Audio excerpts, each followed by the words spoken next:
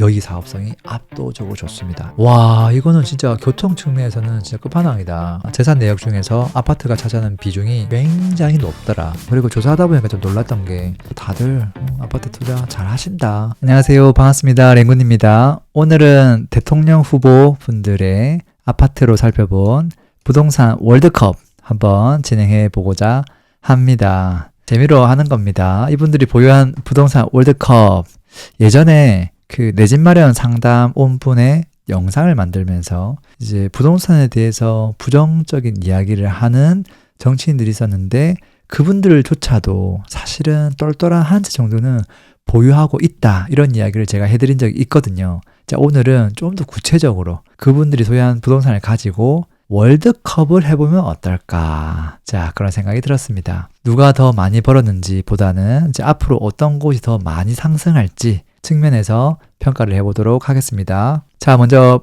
8강전입니다. 일단 8강전 뽑는 것부터 좀 어려웠는데요. 일단은 재산 내역을 한번 쭉 봤습니다. 이 선거위원회에 발표된 내용들인데, 여기에 이제 재산 내역들이 있고, 그 중에서 이제 또 조금 조사를 통해서 어떤 부동산을 가지고 있는지를 좀 평가해 봤습니다. 자, 21대 대통령 후보분들의 재산 내역을 보니까 기호 1번부터 8번까지 재산 내역이 다양합니다. 좀 놀랐던 게 권영국 후보가 생각보다 자산이 많구나, 뭐 이런 것도 좀 느꼈고요. 또 생각보다 의외로 작았던 분들도 있었고요.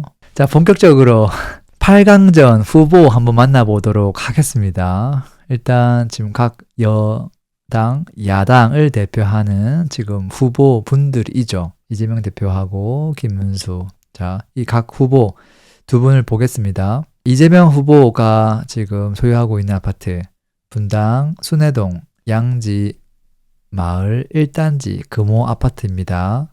일단 큰 평수를 가지고 있습니다. 기본적으로 큰 평수로 구성되어 있는 단지고요. 59평을 지금 가지고 있습니다. 방이 하나, 둘, 셋, 넷, 5개 정도 있네요. 인테리어 딱 예쁘게 해가지고 살면 뭐 사는데 불편함이 없을 것 같습니다. 입지적으로 순회역이 있고, 그 위쪽은 서현역이 있죠. 순회역이 기본적으로, 여기가 서현역은 이제 막 백화점 있고 술도 마시고 놀거리가 많은데, 여기는 놀거리가 별로 없고 대신에 학원이라든지 좀 조용합니다, 상권 자체가. 그래서 뭐 공부 환경에서 나쁘지가 않고요. 중앙공원이 있고, 그리고 양지마을 1단지가 지금 시범단지로 지금 1차 선정돼 버렸죠. 재밌습니다. 그 많은 곳들 중에서 여기가 됐다는 거, 시범단지는 안 되고 양지 마을이 됐다는 거. 자, 어쨌든 이렇게 돼 있는데, 지금 시세를 보면 호가가 대략 한 27억 5천 이 정도 합니다.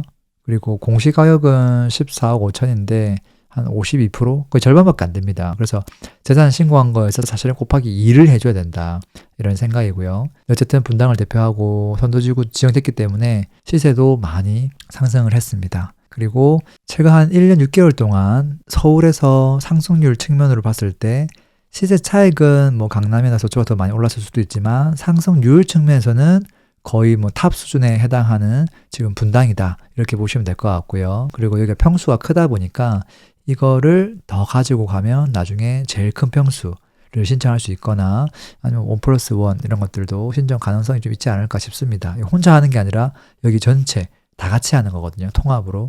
나쁘지 않을 것 같습니다. 왜냐면 여기 더 큰 평수가 몇 개 있긴 한데 세대수가 그렇게 많은 건 아니거든요. 이게 50세대, 28세대 다 합쳐서 172세대가 있긴 한데, 그래도 자체가 크기 때문에 얼마나 큰 평수를 지을지 모르겠지만 나중에 어쨌든 큰 평수를 신청할 수 있는 여력이 되겠다 싶고요. 두 번째, 김문수 후보, 이곳에서 소유도 하고 뭐 실거주도 하고 있다고 하던데, 경기도지사 할 때도 경기도지사 간사 주는 거 안 들어가고 여기서 출퇴근했다고 하더라고요. 어쨌든 제가 이 조사하면서 야, 서울에 이런 아파트가 있었네 라는 거를 이번에 처음 알게 됐습니다.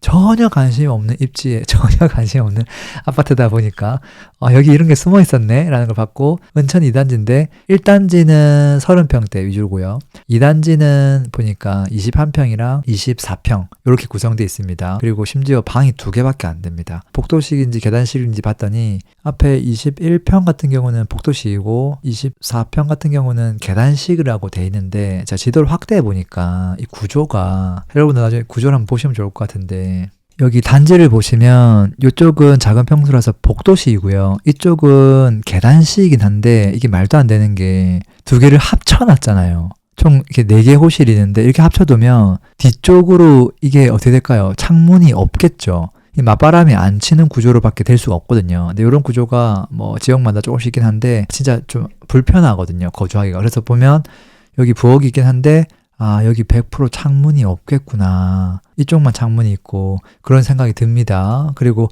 층수가 뭐 4층, 5층 낮은 것도 있고요. 뭐 14층, 좀 높은 층은 그 정도 되는데 그러면 용적률이 조금 낮지 않을까 싶어서 딱 봤는데 또 245%예요. 높아요. 아, 여기는 재건축도 안 되겠구나. 물론 재건축한 연식도 아닐 뿐더러 야, 재건축을 나중에 해도 안 되겠구나. 그리고 24평 계단식인데 와, 이게 맞바람이 또 안 되겠구나. 방 2개다가 진짜 불편하겠다. 이런 생각 들었습니다. 이 두 아파트 참 비교하는 것 자체가 좀 그렇긴 한데요. 그래도 워낙 지금 각 정당을 대표하는 후보다 보니까 어쩔 수 없이 이렇게 붙이는 게 맞지 않을까 싶었습니다. 자, 재테크 측면에서만 보면 어떤 아파트를 지금부터 소유를 하는 게 더 나을지 선택한다면 저는 당연히 양지 1단지 금호를 선택할 것 같습니다. 이건 뭐 누구한테 물어봐도 다 이걸 선택하지 않을까 싶습니다. 그리고 뭐 과거부터 지금까지가 아니라 지금부터 앞으로가 참 기대되는 단지 중에 하나다. 자, 그 다음 후보 또 만나볼까요? 물론 후보에서 떨어지긴 했지만 김동연 경기도 전 지사하고 또 한덕수 전 총리. 원래는 제가 조금 이미지가 좀 비슷해 보이는 안철수 후보를 넣으려고 했는데 보니까 무주택이더라고요. 그래서 넣을 수가 없었습니다. 뭐 물론 자산은 정말 많으시긴 한데 왜냐면 회사 대표 출신이니까 지금 보니까 저기 성남 판교 알파리움에 전세 거주하고 계시더라고요. 어쨌든 자, 이 두 분의 부동산을 가지고 또 한번 월드컵 해보도록 하겠습니다. 김동연 전 후보 도곡동 도곡 렉슬 아파트를 가지고 있죠. 24평 제일 작은 걸 가지고 있습니다. 위치가 좋죠. 분당선 그리고 또 3호선하고 같이 더블 역세권. 뭐 무엇보다도 여기는 강남 8학군이 있는 곳이죠. 그래서 남자들은 단대 부중, 여아들은 숙명여중. 여기 2개가 이제 정말 이제 단단하니까 대치동에 있는 사람들도 다 여기 지금 단대 부중 가는 거 좋아하고 그 외에 역삼중 도곡중도 좀 가고요. 그리고 여기는 이제 워낙 주변에 일반고도 괜찮기 때문에 무조건 특목고를 보내려고 하지는 않는다. 근데 이분이 이제 실제 거주 자체는 저기 수원에 전세에서 거주하고 있고 경기도 지사다 보니까 거주 자체를 경기도에 하는 게 적당하잖아요. 근데 이제 소유는 이제 하고 있다. 특별하게 팔 이유가 없겠죠. 뭐 구조는 이런 식이고요. 연식은 이제 조금 됐습니다. 자, 두 번째 한덕수 전 총리. 이게 단독주택입니다. 아파트가 아니라. 그래서 넣을까 말까 고민 좀 했는데 그래도 뭐 단독주택도 뭐 한번 해볼 수 있으니까 종로구인데요. 일단 도로명 주소가 경희궁 모식입니다. 그래서 여기 바로 옆에 경희궁이 있고요. 사대문 안에 들어가 있는 기운이 좋은 곳이구나.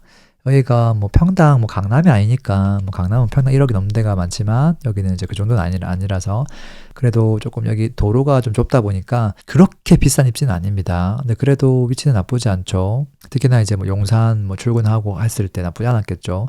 평당가가 한 4천만 원 정도 되고요. 대지 평수가 큽니다. 단독주택치고 굉장히 큰 편이에요. 이게 지금 연식이 거의 뭐 80년대 주택인가 뭐 그래요. 그러니까 건물 가치가 거의 없다고 보고 토지 가격만 시세가 한 이걸 곱하기 해보면 4억 7천이 넘습니다. 지상 3층에 지하 1층이라서 나중에 뭐 조금 잘 꾸미면 진짜 좋겠다. 그리고 여기 이제 앞마당이 굉장히 크고요. 여기 다 나무로 둘러싸여 있어가지고 되게 프라이빗하게 잘 돼 있구나 이런 생각합니다. 그리고 조사하다 보니까 좀 놀랐던 게 과거에 이제 부동산 내역들이 보이더라고요. 여의도 분양했을 때 와 그때 3부 아파트 분양받고 또 금방 또 매도하고 또 하나 또 사고 또 매도하고 평수를 달리하면서 또 역삼동에 있는 또 신축 아파트 사가지고 또 매도하고 압구정 현대도 샀다가 초창기에 83년이니까 또 매도하고 한 5년 보유했네요. 와. 그리고 지금 이제 이거를 89년도, 와, 지금 몇 년 된 거예요. 89년도에 이거를 3억 8천 주고 샀다. 이 말이거든요. 지금 땅값만 47억 한다. 물론 이 돈으로 다른 아파트 샀으면 더 많이 올랐겠지만, 어쨌든 이걸 오랫동안 보유하고 있다. 예. 그래서 다들, 아파트 투자 잘 하신다. 이렇게 보시면 될 것 같고, 자, 도곡 렉스하고 경희궁에 있는 단독주택. 아무래도 좀 대중적인 저는 도곡 렉스를 할 것 같습니다. 네, 이건 이제 평수가 크다 보니까 절대적인 매매가는 이게 훨씬 큰데요. 평당 가격이라든지 나중에 이걸 보유했을 때 누가 더 많이 올라갈까? 이런 측면에서는 저는 도곡 렉스를 선택할 것 같습니다. 목적이 좀 다른 거죠. 이건 이제 여기 실거주 하려고 하는 목적이 또 이런 걸 좋아하시는 분이 있으니까 또 이런 분들은 그냥 재테크를 무시하고 이걸 선택하시겠죠. 자, 그리고 그 다음 또 후보 선수분들 등장했습니다. 일단 이제 민주당 쪽에는 좀 이렇게 후보군이 몇 명 안 되기도 하고, 그래서 오히려 저 국힘에 있는 분들, 그리고 또 국힘은 아니지만 개혁신당에 있는 이준석 후보 이렇게 대충 넣었습니다. 서로 막 토론도 열띤 토론을 했었죠. 자, 이준석 후보 노원구 상계동 포레나 노원 신축 아파트를 가지고 있습니다. 실제 거주는 여기서 하지는 않고요. 왜냐하면 지금 그 동탄에 지금 국회의원이기 때문에 호반서밋 동탄에 지금 33평으로 전세를 거주하고 있는 것으로 알고 있습니다. 근데 어쨌든 소유는 계속하고 있거든요. 노원구에 몇 안 되는 신축 아파트 중에 하나입니다. 지하철역 되게 가깝고요. 초등학교 조품화 붙어 있고요. 주변에 학교들도 많습니다. 또 7호선이다 보니까 강남 접근성이 좋죠. 나쁘지 않습니다. 다만 이제 노원구다 보니까 막 시세가 막 올라가고 지금 그런 분위기는 아니죠. 이제 거래가 조금씩 되고 있는 84 타입 33평 아파트인데요. 정확하게 타입이 요건지 저건지 좀 저도 잘 모르겠습니다. 아마 요걸 것 같다는 느낌으로 일단 가지고 왔습니다. 전용 면적 같은 건 뉴스에 나온 거 보니까 마지막 끝자리 가지고 제가 소수점 가지고 한번 체크를 해본 건데 왠지 요건 것 같다라는 생각이 듭니다. 그리고 또 볼까요? 홍준표 전 또 대구 시장이었죠. 가지고 있던 아파트가 잠실에 있는 아시아 선수촌 아파트입니다. 그리고 56평형을 가지고 있습니다. 시세가 잘 가고 있는데 요즘 호가가 날아가고 있습니다. 방 4개고요. 구조가 이제 좀 옛날 구조스럽죠. 근데 재미난 건 뭐냐면 이게 이제 부엌이 이렇게 딱 문이 딱 돼 있고, 그리고 부엌에서 누군가 또 거주할 수 있는 느낌의 방이 하나 더 있습니다. 집에서 뭔가 도와주시는 분들이 어딘가 좀 상주할 수 있는 그런 구조가 이제 미국이나 이런 분들은 뭐 베이버시터를 고용한다든지 뭐 있잖아요. 단독주택이라서 그런 구조가 참 잘 돼 있는데 한국은 이제 아파트다 보니까 그런 구조가 잘 안 돼 있는데 이게 옛날에 지어서 그런지 약간 그런 구조 느낌이 난다는 생각이 좀 들고요. 그 다음에 이게 연식이 좀 오래됐습니다. 그러다 보니까 재건축 대상이고 정밀 안전진단을 통과했고요. 그리고 용적률이 굉장히 낮습니다. 왜? 대형 평수 위주로 돼 있다 보니까. 그래서 사업성은 당연히 굉장히 좋겠죠. 2호선, 9호선 W역세권이고 초등학교, 중학교, 뭐 고등학교 주변에 상권까지, 그리고 삼성역 한 코스, 뭐 맘만 먹으면 그냥 걸어갈 수도 있다. 자, 이 두 아파트의 대결 너무 좀 그런가요? 모든 사람들은 이거 선택하겠죠. 저도 이거 선택하고 싶습니다. 너무 조금 게임이 불합리한 것 같아서 제가 이렇게 한번 빠르게 한번 더 해봤습니다. 한동훈 후보 가지고 있는 아파트를 가지고 좀 해보면 어떨까 싶었고요. 자, 한동훈 후보가 갖고 있는 아파트가 서초동의 삼풍 아파트입니다. 여기가 이제 주변에 뭐 대법원부터 시작해가지고 법원하고 여기 다 있다 보니까 법조계 분들이 좋아하는 입지죠. 그리고 여기가 또 재건축 아파트고요. 연식 오래됐죠. 그리고 여기도 정밀 안전진단 통과했고요. 근데 옛날 아파트인데도 불구하고 주차 대수가 1.58대더라고요. 야, 여기 되게 넉넉하구나. 그런 생각이 좀 들었고요. 두 개 좀 헷갈리긴 한데 여기 두 개 평수 차이가 한 평도 차이 안 나기 때문에 그냥 여기서 제일 큰 평수를 가지고 있다 이렇게 생각하시면 됩니다. 그리고 방이 5개네요. 이렇게 돼 있다. 재산 내역을 보니까 재산 내역 중에 거의 98%가 어쨌든 아파트에 포함되어 있는 것 같아요. 예금이 굉장히 적더라. 그리고 배우자분 보니까 또 김현장 변호사 하시는 것 같더라고요. 그리고 또 그 처가댁이도 전부 다 또 대전 고검장 출신이고 뭐 그렇더라고요. 근데 어쨌든 그 배우자도 주식도 없고 현금 뭐 조금밖에 안 들고 있고 뭐 그렇습니다. 신기합니다. 자, 이 두 아파트를 가지고 한 번 더 대결해 보면 어떨까? 하나는 서초동에 있는 삼풍 재건축, 잠실에 있는 아시아 선수촌 재건축. 이거 한번 해볼 만 하잖아요. 그쵸? 그래서 앞에 이준석 후보는 그냥 또 지금 또 대통령 마지막까지 나왔기 때문에 또 빠뜨리면 좀 그럴 것 같아서 제가 한번 살짝 넣은 거고, 좀 요 정도 돼야 대결이 좀 되지 않을까, 아파트 측면에서.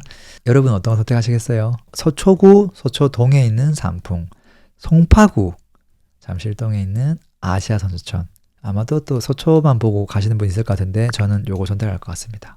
왜냐하면 이미 서초동에 신규 새 아파트가 이미 있습니다. 완성된 단지들이 여기 딱 붙어 있는 건 아니지만 있거든요. 근데 그 아파트가 과연 얼마나 비싸냐라고 보면 뭐 개포동 신축이랑 거의 비슷합니다. 그렇게 비싸지는 않습니다. 근데 개포동에 있는 구축이나 역삼동 구축의 시세가 잠실에 있는 뭐 구축 아파트랑 연식 똑같은 거 비교해 보면 큰 차이가 안 나거든요. 거의 똑같거든요. 그렇기 때문에 이 두 개를 비교했을 때 여기가 입지적으로 밀릴 게 별로 없다. 비슷하다라는 측면인데 결국은 이제 재건축이니까 사업성을 봐야 되는데 여기 사업성이 압도적으로 좋습니다. 입지가 만약에 비슷한데 여기가 사업성이 압도적으로 좋다고 하면 뭐 고민할 게 없는 거죠. 그래서 이걸 선택한다. 이 녀석은 조금 용적률이 너무 높아요. 그리고 새로 지었을 때 분양할 수 있는 세대수도 너무 작아요. 그런 한계가 있습니다. 이제 그러다 보니까 이제 이 재건축이 신탁 방식으로 진행하는 것들도 약간 뭔가 좀 불리한 게 많아서 그런 거다라고 생각을 합니다. 자, 그 다음 후보도 볼까요? 7번, 8번째 후보분들이네요. 나경원 의원하고 황교안 지금 대통령 후보로 나왔죠. 자, 이 두 분 걸 한번 볼게요. 자, 먼저 나경원 후보 물론 지금 떨어지긴 했지만 지금 소유하고 있는 아파트가 실거주도 하고 있는 것 같은데요. 용산에 있는 서빙고동 신동아 아파트이고요. 그 중에서도 제일 큰 평수입니다. 그리고 방 하나, 둘, 셋, 넷, 5개가 있네요. 지금 조합 설립 인가가 됐고요. 용적률이 196%. 이 정도면 뭐 나쁘지 않습니다. 그리고 한강뷰가 잘 보이는데 재미난 건 뭐냐면 한강이 여기가 용산구가 이렇게 좀 튀어나와 있다 보니까 한강도 이렇게 돼 있어요. 여기서 이쪽으로 봐도 사실 다 한강이 보이는 거예요. 여기로 봐도 보이고 여기도 비어 있잖아요. 이제 그러다 보니까 이쪽으로도 뷰가 잘 나온다. 삼면이 막 뷰가 나온다. 심지어 북쪽도 여기 용산공원 뷰가 또 쫙 나오고 뭔가 거의 영구조망처럼 돼 있다라는 게 대단한 거예요. 사면이 이렇게까지 잘 보이는 뷰가 나오는 아파트가 세상 존재하냐라고 보면 존재하지 않아요. 그런 면에서 진짜 특별하고 독보적이다라는 생각이 들고 또 단점이 있다고 하면 이게 경의중앙선 지하철 좀 아쉬운 게 있죠. 그 다음에 주변에 또 초등학교가 여기를 가는 게 아니라 저쪽에 있는 초등학교 가거든요. 좀 거리가 좀 멀다는 거. 주변에 뭐 학원이나 인프라가 좀 없다는 거 그런 것들은 좀 단점이긴 합니다.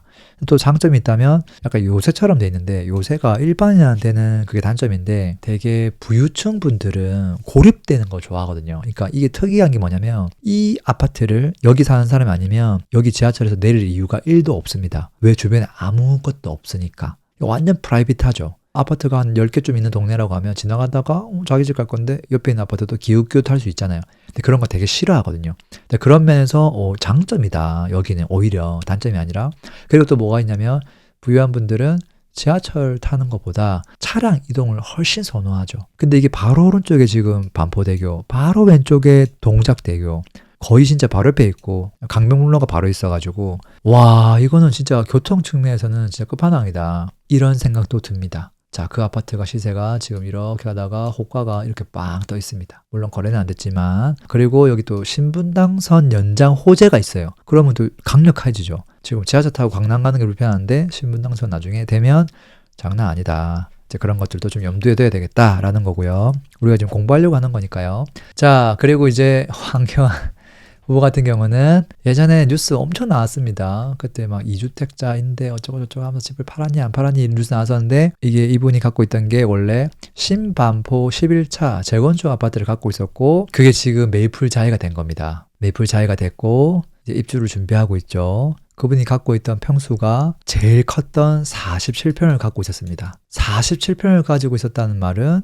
그냥 그거 그대로 그냥 50평을 그냥 받았으면 돈 안 내고 막 받았겠죠. 근데 아마도 제일 큰 평형, 막 펜트하우스도 신청을 하려고 하면 충분히 하고도 남았다. 이렇게 볼 수 있고요. 근데 제가 펜트하우스는 몇 세대 안 되기도 하고 시세 파악도 어렵고 하니까 무난하게 기존에 47평을 두고 있었는데 50평을 신청했다고 가정하고 한번 봤습니다. 자, 50평이 지금 구조가 어떻게 되어 있냐면 하나, 둘, 셋, 넷. 와, 포베이 되어 있고 방 한 개 더 있습니다. 주방 진짜 크네요. 그리고 와 드레스룸 진짜 크고요. 다용도실도 진짜 크고 구조가 잘 빠졌습니다. 지금 나와 있는 매물상으로는 대략 한 60억 정도에 나와 있습니다. 물론 더 좀 금액대가 다양하게 나와 있습니다. 이 장점이 뭐냐면 7호선과 3호선 사이 센터에 있다는 거. 주변에 이제 초등학교 있죠. 그 단점이라고 하면 원촌초, 예, 여기 좀 길을 건너가야 되는 거. 그 다음에 신동초도 저쪽인데 거리가 조금 있다는 거. 그러니까 완전 초품화는 아니라는 거. 근데 그렇지만 이제 중학교가 중요한데 초등학교보다 바로 옆에 있는 경원중학교 또 바로 위에 있는 저 신동중학교 이 신동중학교가 진짜 좋거든요. 경원주도 좋지만 이제 그러다 보니까 학군이 너무 우수하다 보니까 그거 하나만 있어도 사실 게임 끝나는 수준이라고 볼 수 있어요. 대단한 아파트다 이렇게 결론 내릴 수 있고요. 자, 이 두 아파트의 대결입니다. 하나는 재건축이 되어서 신축 아파트가 이미 돼버렸고요. 하나는 미래 한강 뷰와 뭐 용산 공원 뷰까지 사면이 뷰가 되는 정말 특이한 뷰 맛집 아파트의 대결입니다. 어디가 좋을까요? 지금 누군가 이 두 개를 가지고 고민하고 있다면 어떤 걸 사는 게 과연 좋을까? 시세가 지금 뭐 예를 들어서 여기가 지금 제일 큰 평수 68평이거든요. 호가가 지금 이래저래 하면 매물상으로 저층이 56억에 나와 있습니다. 아마 중층이면 60억 정도 나올 것 같고요. 그리고 전세가 12억 합니다. 재건축이니까 전세는 굉장히 낮죠. 그리고 이 아파트가 60억 하죠. 그러니까 매가 거의 비슷해요. 그 다음에 전세는 그 새 아파트니까 이게 한 22억 정도 하더라고요. 이제 입주장이니까. 나중에는 전세가가 훨씬 더 오르긴 하겠지만 매가가 비슷해요. 뭘 하는 게 좋을까? 저는 메이플 자이를 할 것 같습니다. 한강뷰, 근데 둘 다 너무 쟁쟁하다 보니까 이게 압도적으로 좋다의 개념은 아닙니다. 신동아도 저는 굉장히 좋은 선택이라고 일단 생각을 하고요. 다만 일단은 매매 전세 차이가 너무 크기 때문에 갭 투자 측면에서도 여기가 일단 압도적이고요. 근데 이제 어차피 여기는 갭 투자는 안 되는 지역이라서 뭐 실거주로 들어간다고 했을 때 뭐 대출을 뭐 자기가 할 수 있는 만큼 활용하면 되는데 그런 면에서는 매가가 똑같다고 할 수 있죠. 근데 신동아 아파트의 미래를 또 너무 또 높게 측정할 수가 없는 게 신동아의 미래가 결국은 바로 옆에 또 이촌동에 신축 아파트가 이미 존재하거든요. 이제 그 아파트의 시세를 또 체크해보는 게 또 필요하고, 이제 그러다 보니까 주변에 이제 또 이촌동하고 또 신동 아파트 입지도 다르거든요. 이촌동은 이제 아파트 밀집 지역이고 학교도 너무 가까이 있고 인프라도 있고 뭐 상권도 있고 다 있는데 신동은 그게 좀 없다 보니까 거기서 마이너스 요소가 있고. 그래서 뭐 첼리투스하고 이런 걸 좀 비교했을 때 그거보다는 좀 높을 수 있겠지만 연식이 좀 차이 나니까 그렇지만 한계가 있을 거다. 그리고 학군적인 측면에서 메이플 자이를 따라갈 수가 없다. 그래서 저는 메이플 자이를 지금 완성됐긴 했지만 그래도 이걸 선택하겠다라는 겁니다. 자, 이렇게 해서 8개 8강전 한번 진행을 했습니다. 좀 빠르게 또 4강전 가볼까요? 자, 4강전 후보군들이 이렇게 압축이 되었습니다. 분당을 대표하는 아파트, 강남의 또 도곡동 대표하는 아파트, 잠실을 대표하는 재건축, 그리고 잠원 신축. 쟁쟁합니다. 뭐 대결 안 하고 그냥 아무거나 하나 준다고 하면 감사합니다 하고 그냥 넙죽 받아야 될 것 같은 아파트입니다. 자, 한번 4강 해보도록 하죠. 양지 1단지 금호 대 도곡 렉슬 아파트입니다. 자, 왼쪽은요 재건축 이슈가 있는데 완벽한 학군지입니다.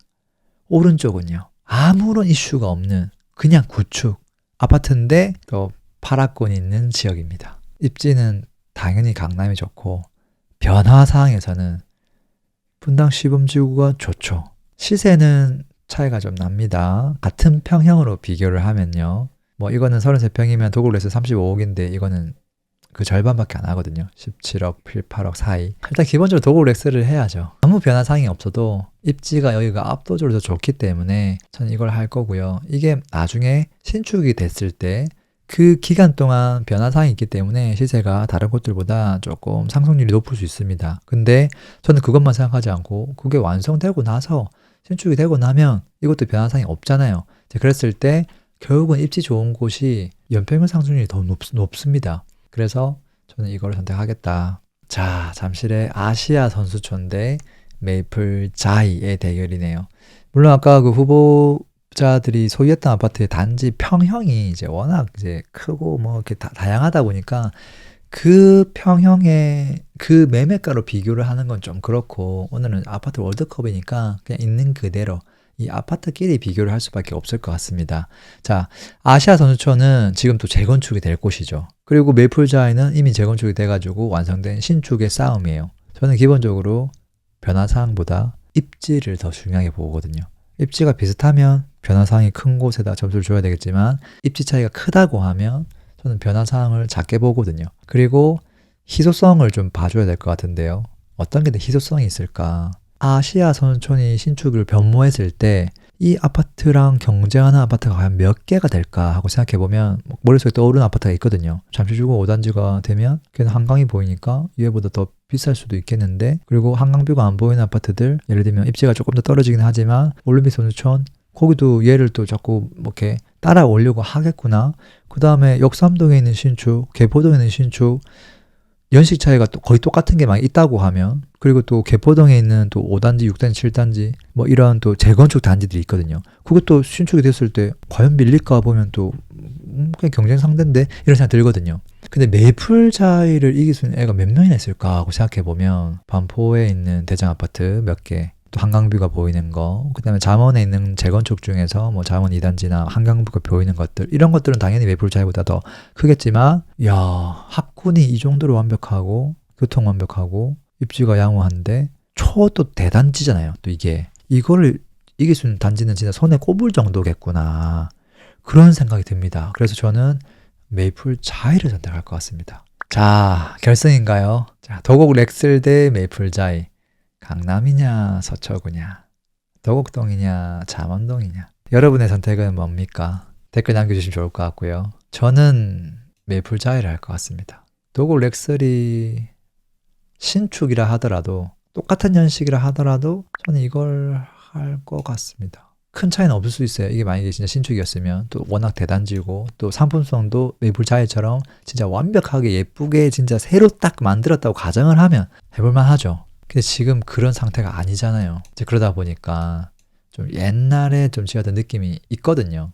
이제 그러다 보니 그게 시대도 반영되어 있는 거고, 지금도 평당가 차이가 좀 꽤 많이 나고, 그래서 어쩔 수 없이 당연히 이거 선택하지 않을까. 학군 측면에서도 사실 밀리는 게 아니고, 주변에 학원 가까운 거 빼고는 웬만한 것들에서는 이게 이기지 않을까 싶습니다. 마무리해야 되겠네요. 어떻게 재밌게 보셨나요? 기본적으로 뭐 정치하는 분들이 좋은 아파트, 비싼 입지, 비싼 아파트를 소유한 게 아니 꼽게 또 보시는 분들이 있는데, 그게 뭐 큰 죄는 아니죠. 이분들이 또 이력을 보면 굉장히 똑똑한 분들이고, 그리고 또 업종을 보면은 또 정말 좋은 어떤 회사나 뭐 그런 곳에서 근무했던 이력들이 많고, 그리고 또 이제 나이도 좀 있으니까 오랫동안 근무하면서 자산을 또 축적했을 것이고, 이런 분들이 이 정도 자산을 축적을 못했으면 그 비정상 아닌가, 이런 생각도 듭니다. 다만 오늘 이제 월드컵을 하면서 뭔가 조금 배워야 할 점이 있다고 하면, 제가 캐치한 건 이런 겁니다. 재산 내역 중에서 아파트가 차지하는 비중이 굉장히 높더라. 그 다음에 장기 보유를 하는 분들이 대단히 많았다. 그리고 그 기간 동안 큰 실차익을 대부분 보고 있었다는 거.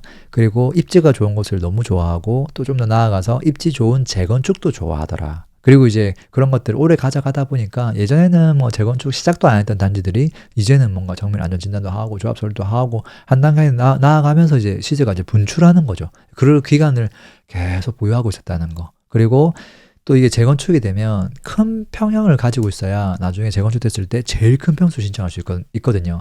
근데 그때 그 조합원의 가격과 일반 분양가의 그 평당가 차이가 굉장히 크기 때문에 그 차익이 엄청 큽니다. 그래서 재건축은 애매하게 뭐 13평, 15평, 17평, 뭐 21평으로 구성된 그런 단지를 내가 13평을 사버리면 나는 큰 평수를 신청할 그 자격 조건이 안 되는데, 내가 딱 산 게 그 아파트에서 제일 큰 평형이다. 만약에 뭐 24평, 뭐 25평, 33평인데 내가 33평 샀다. 그러면 얘가 나중에 30평, 40평, 50평, 60평 있을 때 제일 큰 평을 신청할 수 있는 기회가 생기거든요. 그런 측면에서 굉장히 유리하죠. 근데 그런 것들을 참 잘하고 있다. 그리고 학군 정말 많이 따지시는구나. 그 다음에 좀 나아가서 한강뷰, 그 다음에 교통 인프라 잘 염두에 두고 대부분 다 선택을 한 것 같다. 이런 생각이 들고, 이런 부분들을 좀 배워야 되지 않을까 싶습니다. 자, 재밌게 보셨다면 또 여러분의 생각 댓글로 남겨주세요. 감사합니다. 광고 한번 하겠습니다. 집값이 왜, 언제 오르는지, 어떤 게 저평가인지 판단하지 못하면 계속 흔들릴 겁니다. 기초 강의는 이 강의 하나로 충분합니다. 물고기 잡는 법을 알려드립니다. 내 집 마련에 대한 니즈가 참 많습니다. 그래서 실전 수업을 만들었고요. 개인 컨설팅에 가까운 수업입니다. 내 집 마련을 못할래야 못할 수가 없습니다. 지식을 온전히 내 것으로 만들고 싶은 분들은 스터디가 마음에 드실 겁니다. 똘똘한 한 채부터 재건축, 재개발, 돈 되는 투자처 함께 찾고 싶은 분들을 위한 스터디. 준비되어 있고요. 현금 흐름 만들기 위한 다양한 수익형 부동산 종목을 배우는 스터디. 자, 목적에 맞게 선택하시면 됩니다. 링크는 설명란 및 댓글에 남겨 놓겠습니다. 강의 때 뵙겠습니다.